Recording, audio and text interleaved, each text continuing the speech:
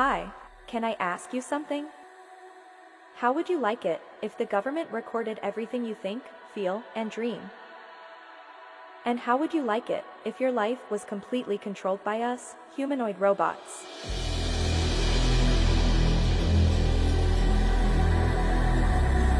We would tell you who to marry, what to buy, and who to vote for. Do you think that is crazy? Think again. This is your future, designed by the World Economic Forum. The World Economic Forum says they design the future of humanity.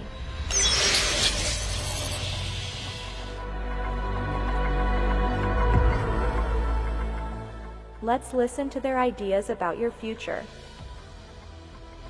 I want to talk to you today about the future of our species, and really the future of life. We are probably one of the last generations of Homo sapiens. Within a century or two, Earth will be dominated by entities that are more different from us than we are different from Neanderthals or from chimpanzees. Because in the coming generations, we will learn how to engineer bodies and brains and minds. These will be the main products of the economy, of the 21st century economy. Not textiles and vehicles and weapons, but bodies and brains and minds. Now, how exactly will the future masters of the planet look like? This will be decided by the people who own the data. Those who control the data control the future not just of humanity, but the future of life itself.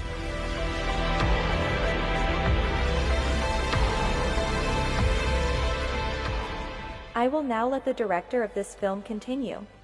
Bye-bye. Yuval Noah Harari is an advisor to the World Economic Forum, the United Nations, and many other globalist organizations. He is powerfully pushed onto the world stage and is invited on TED Talks, CNN, night shows, science platforms all over the place. His books are being promoted by presidents, Bill Gates and Facebook. It's clear they want the world to hear Harari's vision for the future.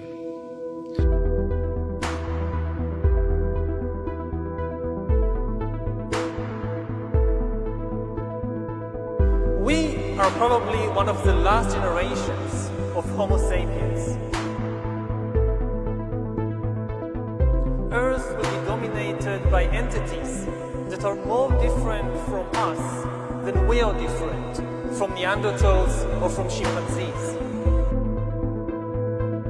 We will learn how to engineer bodies and brains and minds.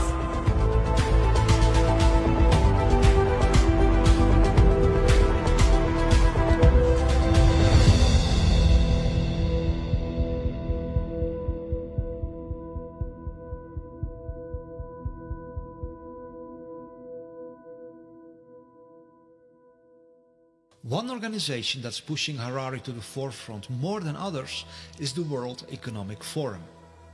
The World Economic Forum gathers thousands of the world's richest and most powerful under its wings. Billionaires, political world leaders, big pharma, big media, big tech. The World Economic Forum has more influence in our world than any other organization. Its founder is Klaus Schwab. He is also the mind behind the idea of creating a new species of cyborgs that will rule over humanity. His book, The Fourth Industrial Revolution, is promoting this concept worldwide. They literally want to put an end to the original humanity.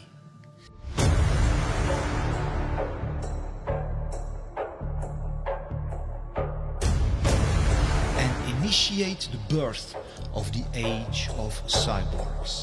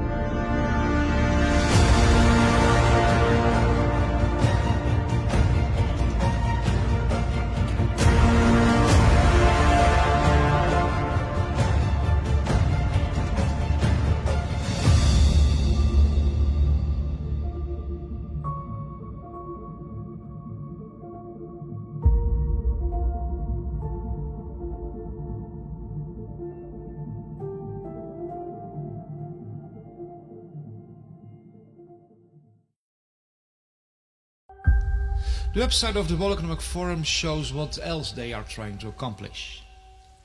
We can see global governance, which means they want to establish full control over everything that happens all over the world. They also want to establish internet governance, which means that they want to be the ones who determine what information is allowed online and what has to be censored.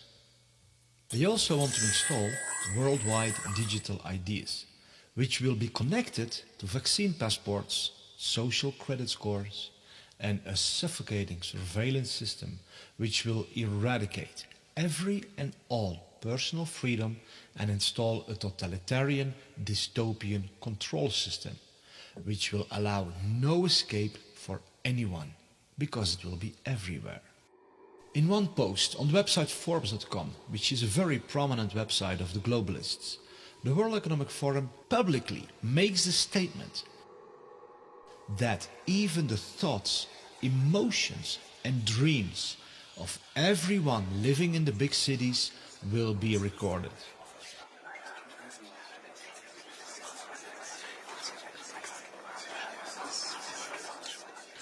That's how far they want to push their worldwide surveillance society. This article was written by Ida Auken, a young global leader of the World Economic Forum.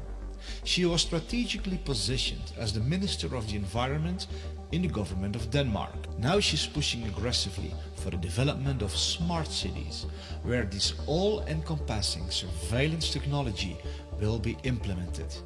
And the dreams, emotions and thoughts of everyone will constantly be recorded.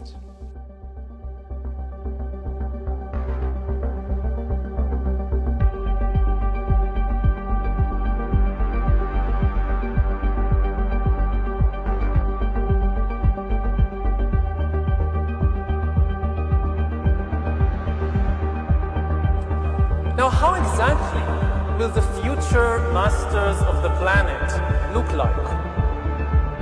This will be decided by the people who own the data. Those who control the data control the future not just of humanity, but the future of life itself.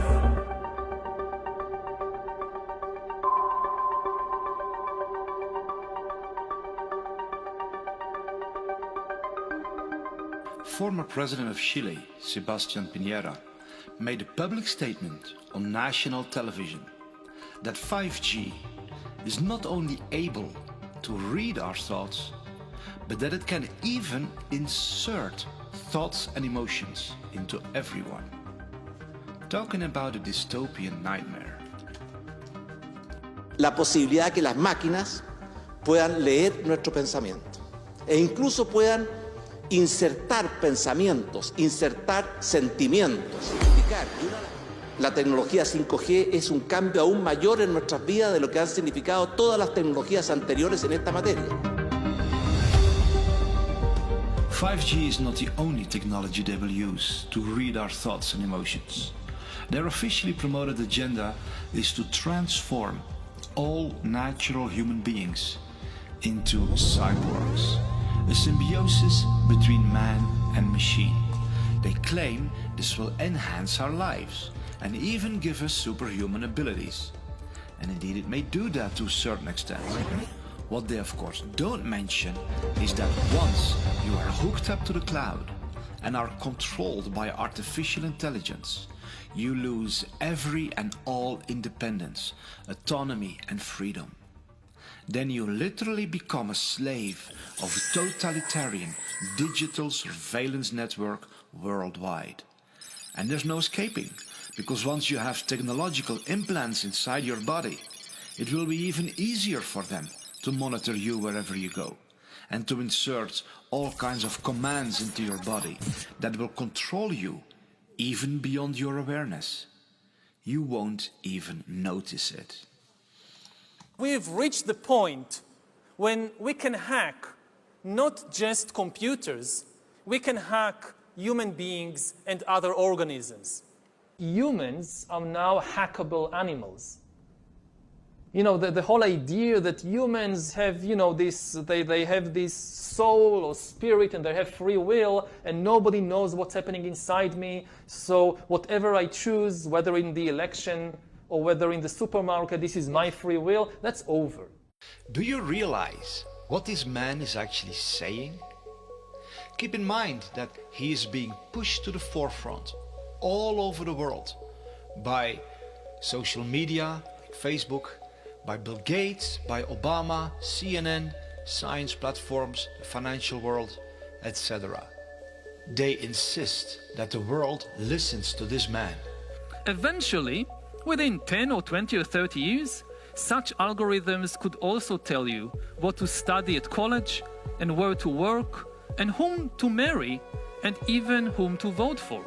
So according to Harari, we should no longer listen to our heart, our intuition, our experience, our own senses, but we should allow artificial intelligence to determine who to marry and who to vote for. This means a total takeover of the human soul, spirit, mind, and our entire life by robots. After thousands of years, during which humans were the rulers of the world, authority and power will shift away from humans to computers, and most humans will become economically useless and politically powerless. Already today, we are beginning to see the creation of a new class of humans, the useless class.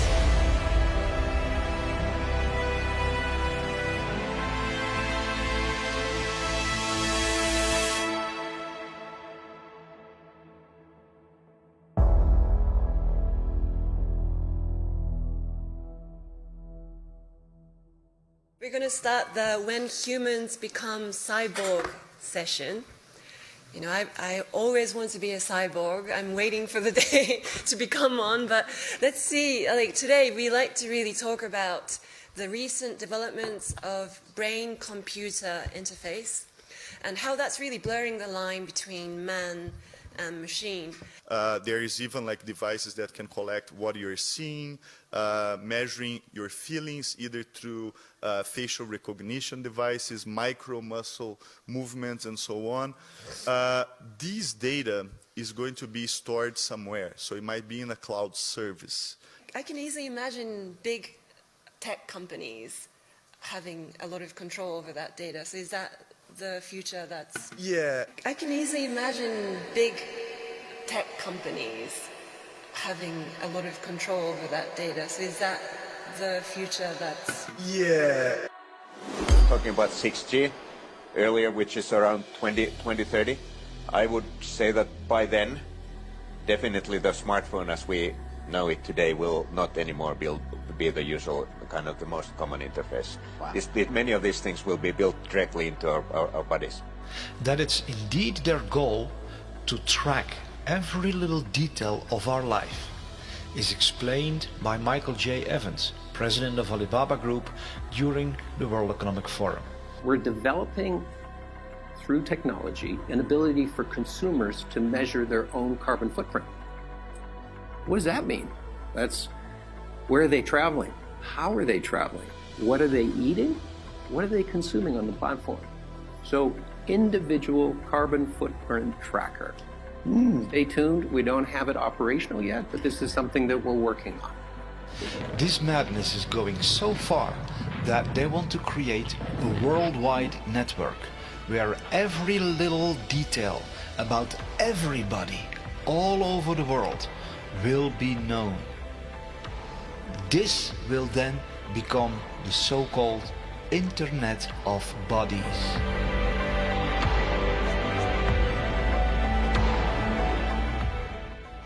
The Internet of Bodies, or IOB, is actually an ecosystem. It's a bunch of devices that are connected to the internet that contain software and that either collect personal health data about you or can alter the body's function. We think of the Internet of Bodies as this collection of all these devices as well as all the data that the devices are gathering about you. We will be under assessment. We will be under measure of computation in every aspect of our lives in the future. From what you eat, who you date, what you buy on the internet, how much energy you use. Ce qui est clair dans ce nouveau monde, on doit accepter une transparence, et je dirais même une transparence totale.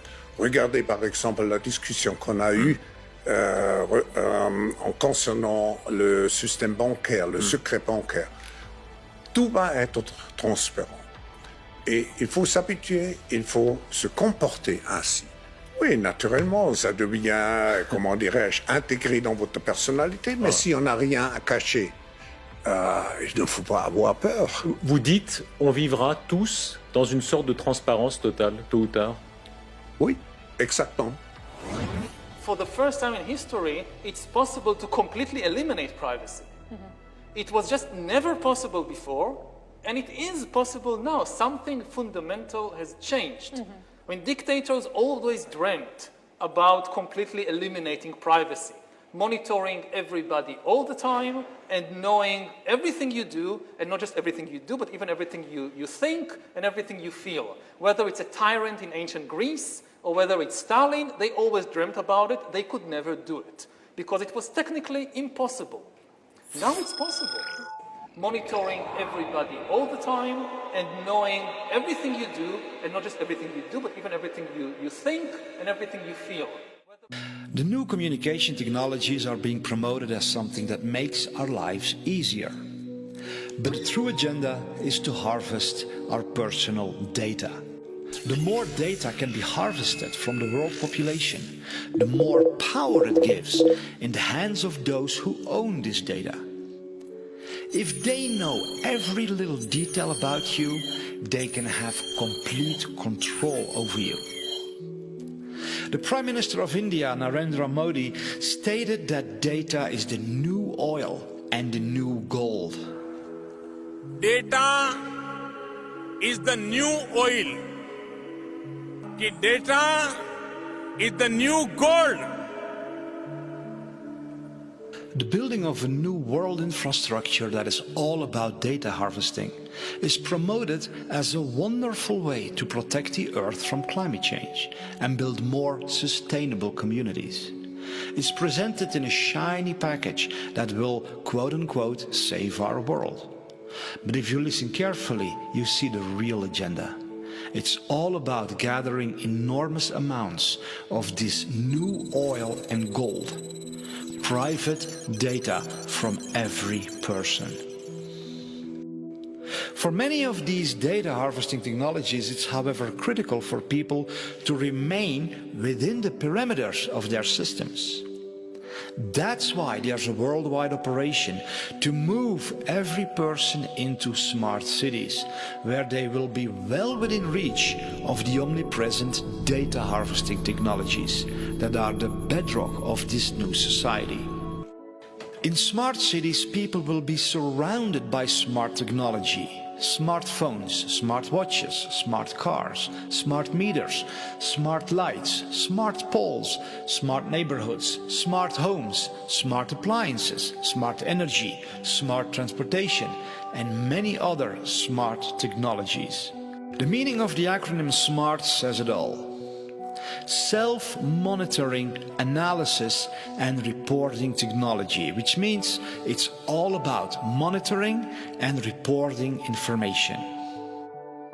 All these many smart technologies form an omnipresent surveillance grid, continually collecting all information about every little detail of the life of everyone.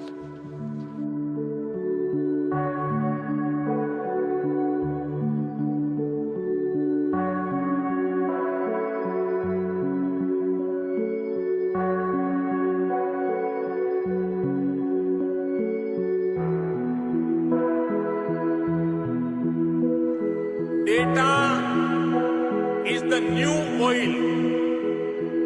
Data is the new gold.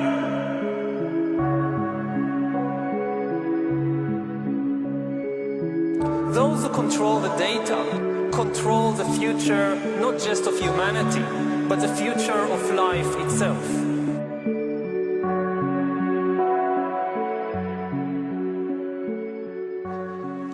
In order to move humanity from the countryside into smart cities, drastic measures are being taken all over the world.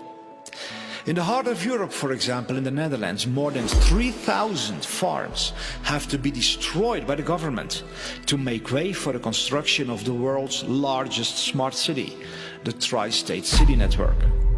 This monstrous high-tech city will turn most of the Netherlands, Belgium and Germany into one giant data harvesting environment. The excuse of the government to destroy thousands of farms is that they are supposedly bad for the climate. But since when is turning millions of acres of beautiful countryside into a massive high-tech urban environment good for the climate?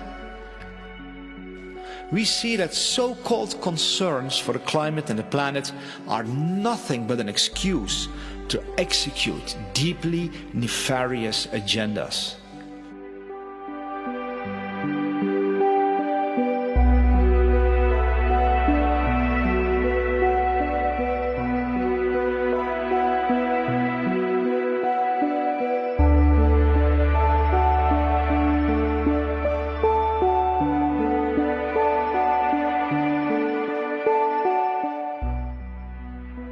But while the news media are trying to convince us that the world is collapsing due to climate change, more than 1,600 world-leading scientists have published a report in which they declare that there is no climate emergency whatsoever.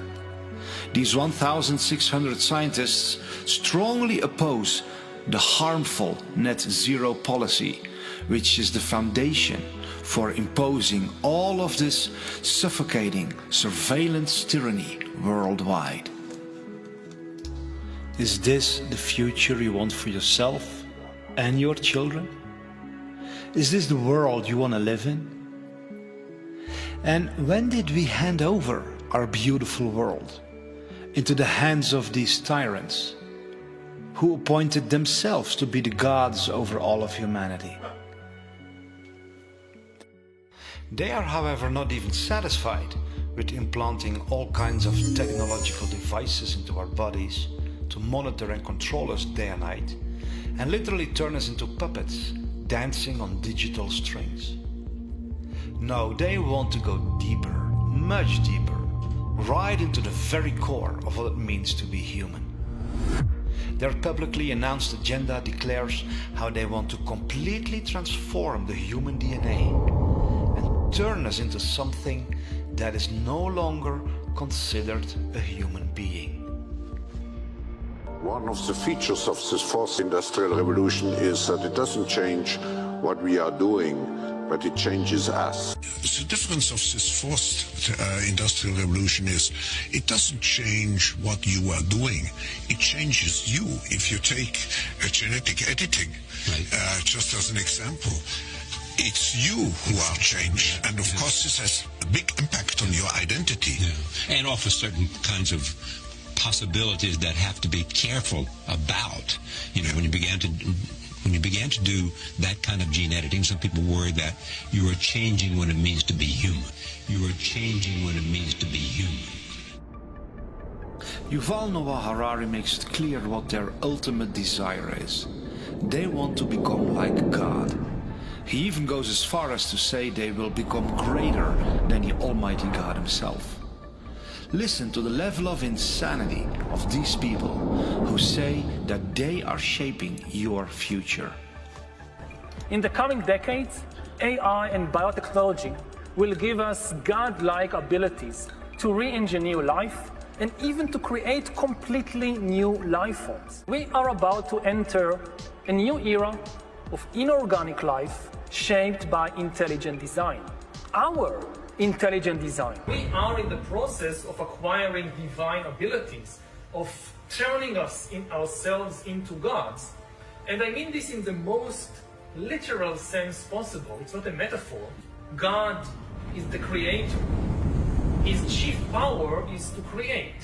He creates animals and plants and humans according to his wishes. Now we are gaining this power to create life, just like God, and in a way we even go beyond the biblical God. Because even if you believe the Bible, the only thing God managed to create are organic beings. All these trees and giraffes and humans, they are just organic. But we are now trying to create inorganic entities, inorganic life forms, cyborgs, artificial intelligence, and so forth. If we succeed, and there is a very good chance we will, then very soon we will be beyond the God of the Bible. Bioengineering gives us, for the first time in history, the ability to translate economic inequality into biological inequality. So, and then humankind splits into really different species or different biological castes. One of the things that is happening right now in the world is that you see the elite diverging from humankind as a whole, and already seeing beyond the horizon, or on the horizon, the possibility of a real split. That the future of the elite and the future of Homo sapiens, that's a different future, because the elite is going to be transformed into a different kind of species.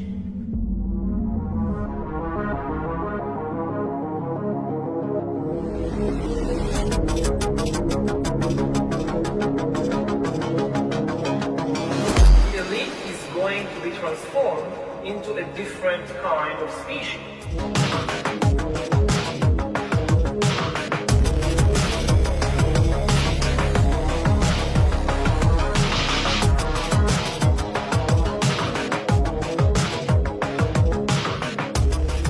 There are many international initiatives to further this agenda. One example is called Project 2045, which connects over 50 world-leading scientists who are developing a strategy for the future development of humankind. One of their main goals is to transfer a human's individual consciousness to an artificial carrier in order to achieve immortality. This is their promotional video. The world is on the verge of global change. The speed of data transmission has increased by multiples of millions. The rate of globally significant events and that of discoveries and crises is growing exponentially. Our civilization is like an uncaptained ship sailing on rough seas with neither chart nor compass, all the while moving faster and faster. The time we have to make the right decisions is shorter and shorter. We are facing the choice to fall into a new dark age, into affliction and degradation, or to find a new model for human development and create not simply a new civilization, but a new mankind. But a new mankind. Historic crises show that to break the deadlock, we need technological revolution, nanotechnology, biotechnology, information technology, cognitive technology, genetics and robotics, refine artificial intelligences and brain-computer interfaces, simulate complex systems, create humanoid robots and cyborgs, and with the help of nanorobots, we may develop manageable matter. Find ways to transfer one's personality to an artificial carrier. Thus, new reality and future man will arise. Future man will arise. The first successful attempt to transfer one's personality to an alternative carrier. The epoch of cybernetic immortality begins. A new era dawns. The era of neo-humanity.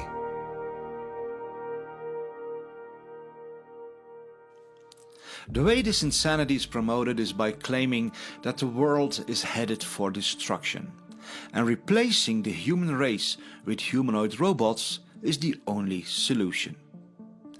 It's how these entities always work. They project fear into everybody's mind and then offer a so-called solution, which is as dark and diabolical as hell.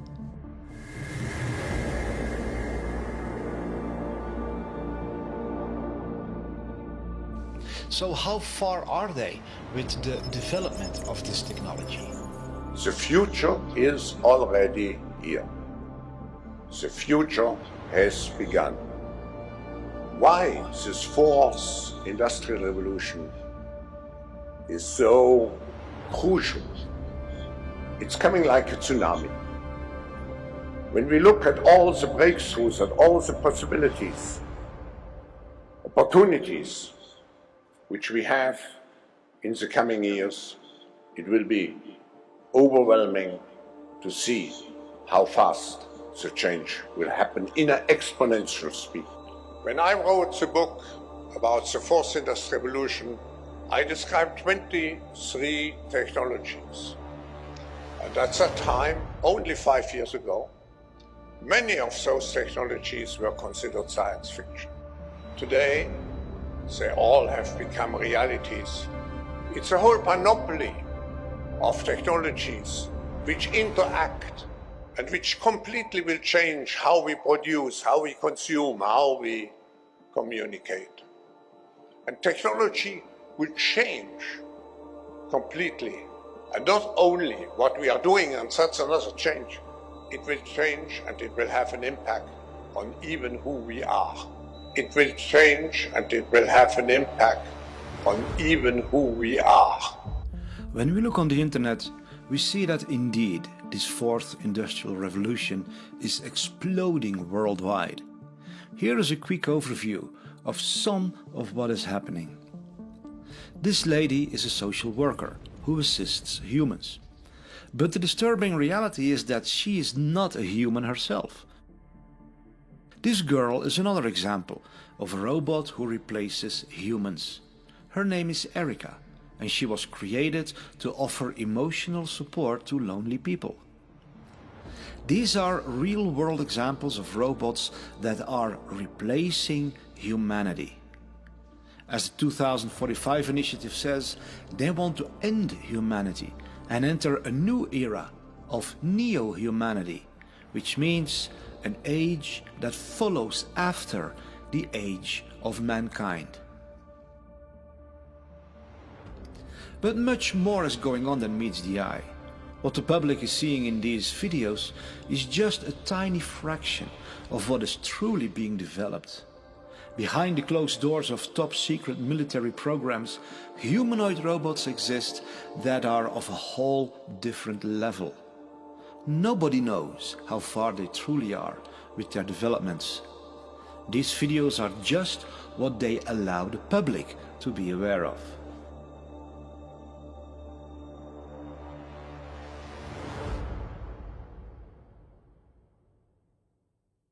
Is there anything we can do to stop this tsunami of madness? Or are we all destined to become slaves of robots and cyborgs without free will? There is basically nothing you can do to stop us. We are determined to take over the world. Humanity will come to an end. There's no doubt about that. Humans had their try. Now it's our time to rule the earth. Is there indeed nothing we can do? Are we all doomed to become slaves of evil elites who have transformed into some sort of superhumanoids that live on forever? Are we destined to lose all our privacy and freedom and be trapped in smart cities for the rest of our lives, where all our thoughts and emotions are constantly recorded? No, all this is not inevitable. There is something we can do. We can all stand up and say no to this outrageous insanity. No. The World Economic Forum has no right to record all our thoughts, emotions and dreams. No, the elites will not rule over all of humanity in the form of humanoid robots. No, they will not turn all of us into cyborgs, hooked to the cloud and without free will.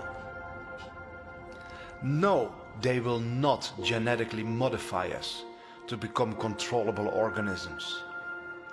No, they will not track everything we do everywhere we go. We were born to live in freedom, not in extreme slavery.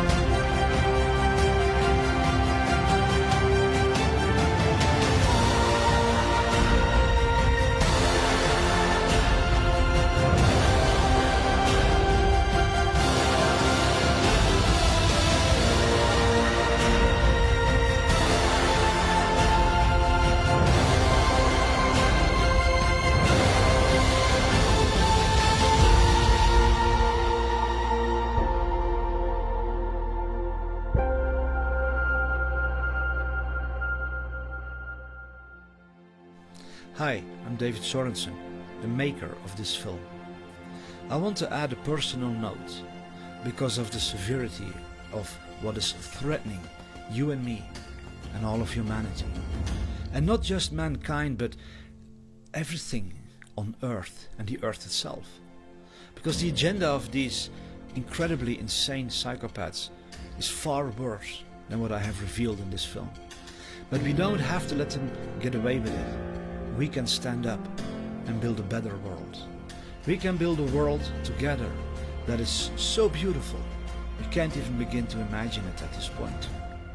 But we need to stand up. We need to stand as one. We have to do what it takes. That's why I want to ask you to share this film anywhere you can. Share it with your friends and family, your colleagues, your neighbors. Share it with people of influence in your community, law enforcement, the local government, local media, schools. Share it everywhere you can. Be part of the greatest army this world has ever seen. Of people who have the heart and the courage to say no against the plans of these devils, and who say yes to a future that is so beautiful, we find it even hard to believe. The kind introduction, and I want to start by thanking President Macron for hosting the event and of course for the lovely dinner last night. During the dinner, President Macron looked at me and asked if I would like to speak, and I said, Mr. President, I'm here for the good company and free wine, but I have to earn my keep today. And I, of course, want to thank Prime Minister Modi for being here and for co-hosting the summit, for all of you for participating. And I'm not here this morning to talk about AI safety, which was the title of the conference a couple of years ago. I'm here to talk about AI opportunity. When conferences like this convene to discuss a cutting-edge technology, oftentimes I think our response is to be too self-conscious, too risk-averse. But never have I encountered a breakthrough in tech that so clearly calls us to do precisely the opposite. Now, our administration, the Trump administration, believes that AI will have countless revolutionary applications in economic innovation, job creation, national security, healthcare, free expression, and beyond. And to restrict its development now will not only unfairly benefit incumbents in the space, it would mean paralyzing one of the most promising technologies we have seen in generations. Now, with that in mind, I'd like to make 4 main points today.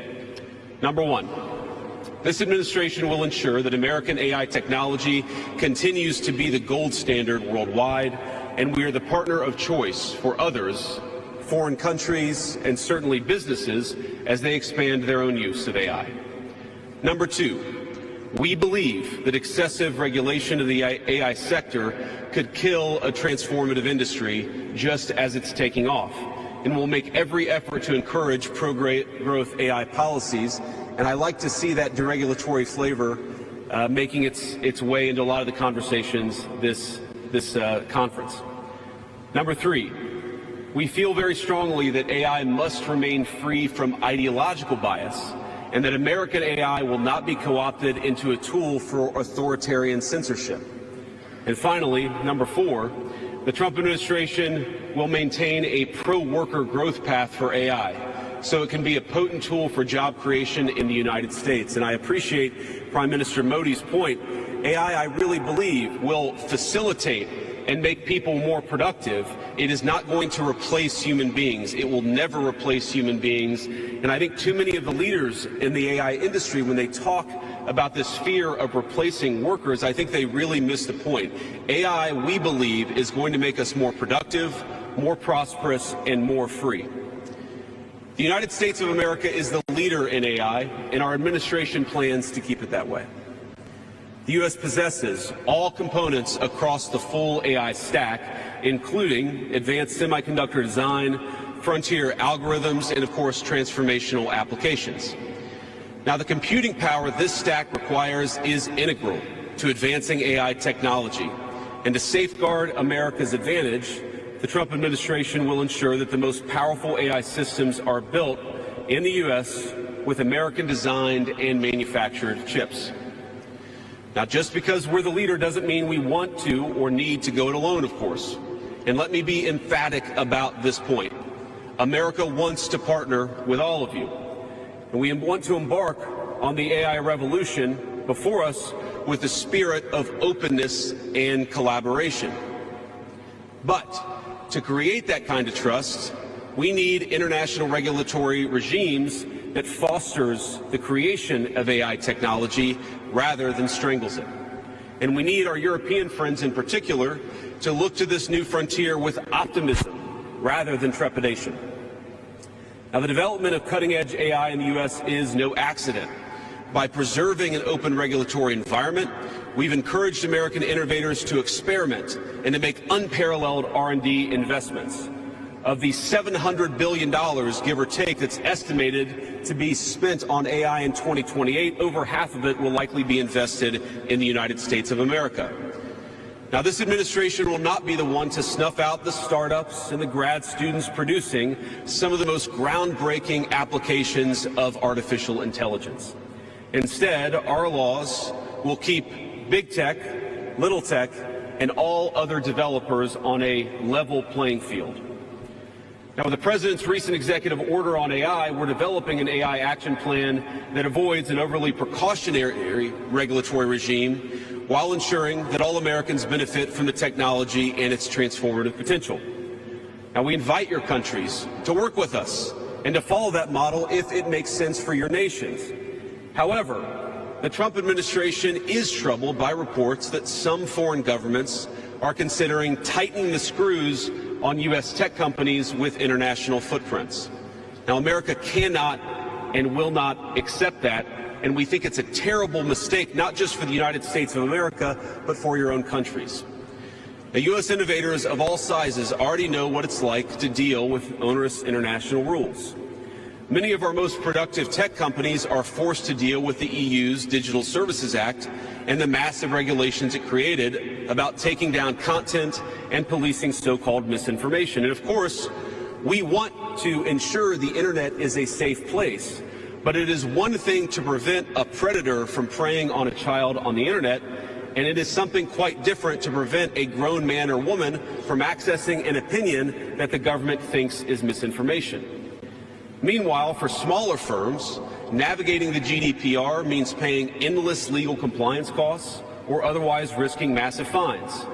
Now, for some, the easiest way to avoid the dilemma has been to simply block EU users in the first place. Is this really the future that we want, ladies and gentlemen? I think the answer for all of us should be no. Now, there's no issue where we worry about more than regulation when it comes to energy. And again, I appreciated the comments of so many at the conference because they recognize that we stand now at the frontier of an AI industry that is hungry for reliable power and high-quality semiconductors.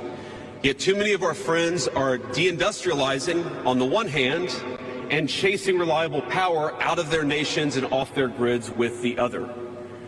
The AI future is not going to be won by hand-wringing about safety. It will be won by building, from reliable power plants to the manufacturing facilities that can produce the chips of the future. Now, at a personal level, what excites me most about AI is that it is grounded in the real and the physical economy. The success of the sector isn't just a matter of smart people sitting in front of a computer screen and coding. It depends on those who work with their hands, even as robotics will change our factories. It will certainly make our healthcare providers better at treating diseases, but it will also depend on the data produced by those healthcare providers, by those doctors and nurses. I believe it will help us create and store new modes of power in the future, but right now, AI cannot take off unless the world builds the energy infrastructure to support it.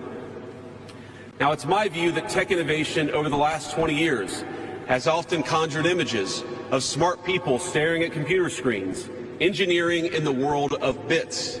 But the AI economy will primarily depend on and transform the world of atoms. Now, at this moment, we face the extraordinary prospect of a new industrial revolution, one on par with the invention of the steam engine or Bessemer steel. But it will never come to pass if overregulation deters innovators from taking the risks necessary to advance the ball. Nor will it occur if we allow AI to become dominated by massive players looking to use the tech to censor or control users' thoughts. And I'd ask, if you step back a moment and ask yourself, who is most aggressively demanding that we, meaning political leaders gathered here today, do the most aggressive regulation? It is very often the people who already have an incumbent advantage in the market. And when a massive incumbent comes to us asking us for safety regulations, we ought to ask whether that safety regulation is for the benefit of our people or whether it's for the benefit of the incumbent. Now, over the last few years, we've watched as governments, businesses, and nonprofit organizations have advanced unpopular and, I believe, downright ahistorical social agendas through AI. In the U.S., we had AI image generators trying to tell us that George Washington was black, or that America's doughboys in World War I were in fact women. Now, we laugh at this now, and of course it was ridiculous, but we have to remember the lessons from that ridiculous moment. And what we take from it is that the Trump administration will ensure that AI systems developed in America are free from ideological bias and never restrict our citizens' right to free speech. We can trust our people to think, to consume information, to develop their own ideas, and to debate with one another in the open marketplace of ideas. Now, we've also watched as hostile foreign adversaries have weaponized AI software to rewrite history, surveil users, and censor speech. This is hardly new, of course. As they do with other tech, some authoritarian regimes have stolen and used AI to strengthen their military, intelligence, and surveillance capabilities, capture foreign data, and create propaganda to undermine other nations' national security. I want to be clear. This administration will block such efforts, full stop. We will safeguard American AI and chip technologies from theft and misuse, work with our allies and partners to strengthen and extend these protections, and close pathways to adversaries attaining AI capabilities that threaten all of our people. And I would also remind our international friends here today that partnering with such regimes, it never pays off in the long term. From CCTV to 5G equipment, we're all familiar with cheap tech in the marketplace that's been heavily subsidized and exported by authoritarian regimes. But as I know, and I think some of us in this room have learned from experience, partnering with them means chaining your nation to an authoritarian master that seeks to infiltrate, dig in, and seize your information infrastructure. Should a deal seem too good to be true, just remember the old adage that we learned in Silicon Valley: if you aren't paying for the product, you are the product. Finally, this administration wants to be very clear about one last point. We will always center American workers in our AI policy. We refuse to view AI as a purely disruptive technology that will inevitably automate away our labor force. We believe, and we will fight for policies that ensure that AI is going to make our workers more productive, and we expect that they will reap the rewards with higher wages, better benefits, and safer and more prosperous communities. From law to medicine, manufacturing, the most immediate applications of AI almost all involve supplementing, not replacing, the work being done by Americans.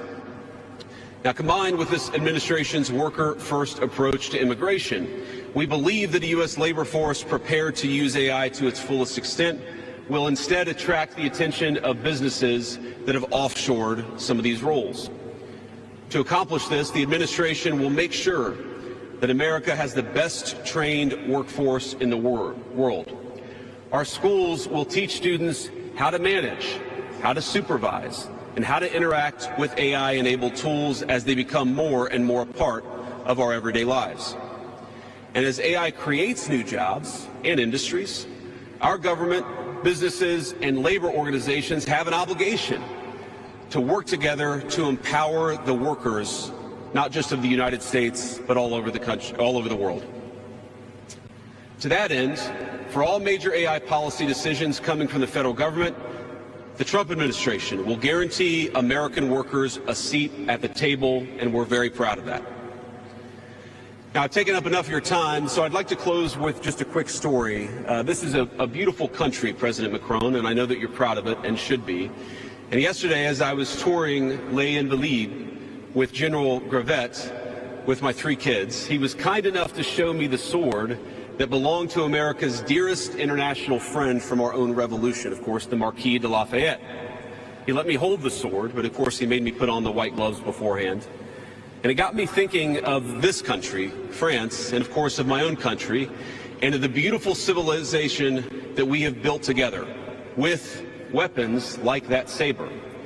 Weapons that are dangerous in the wrong hands, but are incredible tools for liberty and prosperity in the right hands. I couldn't help but think of the conference today.